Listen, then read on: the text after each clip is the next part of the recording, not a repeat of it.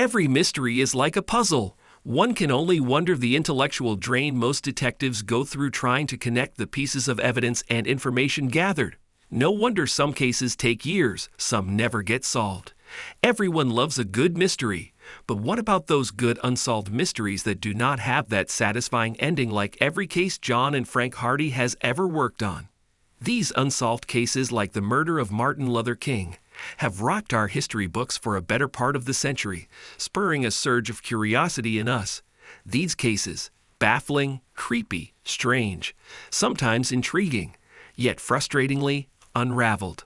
Remember how actress Jen Ortega was seized by terror when the strange caller would not stop blowing up her phone line in that scene from the popular horror movie Scream? You are about to experience the same thing. Get ready to feel your head grow bigger and the hair at the back of your neck stand up as we bring to you the most mysterious unsolved mysteries in history.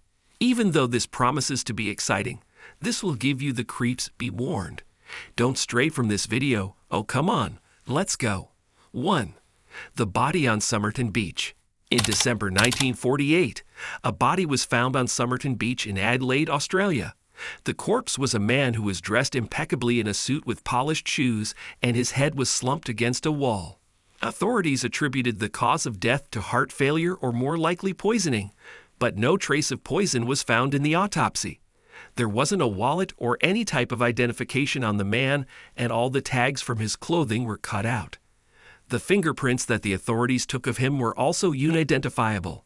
They even put a photo of the body in the newspapers, and still, no one could identify who the man was. 4 months later, after the body was found, detectives found a hidden pocket that was sewn on the inside of his trousers.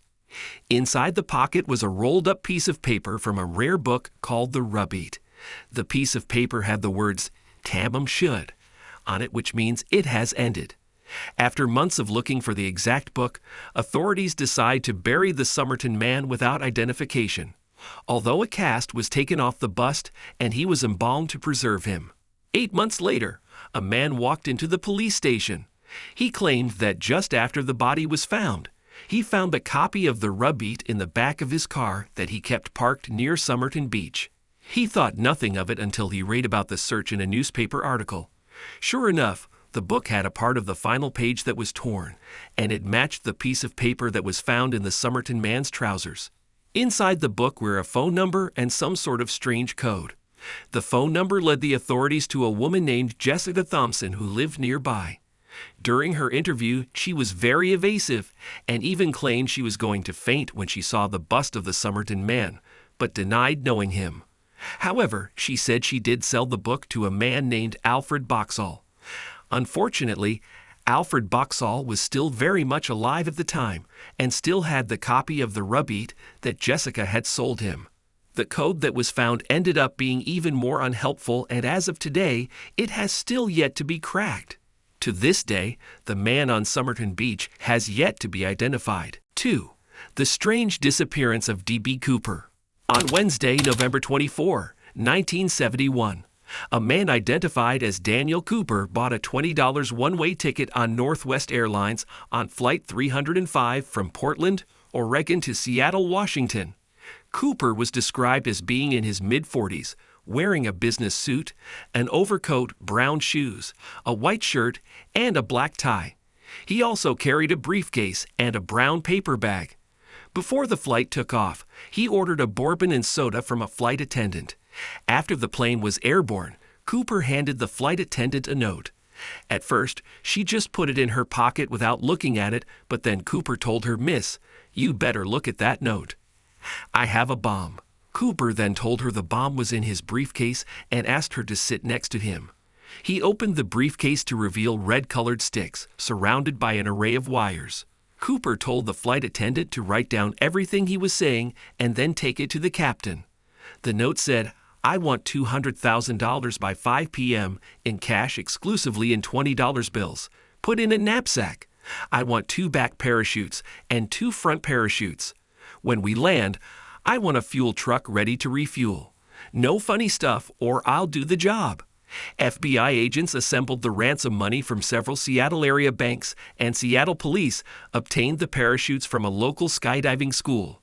When Cooper claimed his demands were met, he allowed all passengers and some of the crew to exit the airplane. Cooper told the remaining crew to refuel the plane and chart a course for Mexico City while staying below 10,000 feet.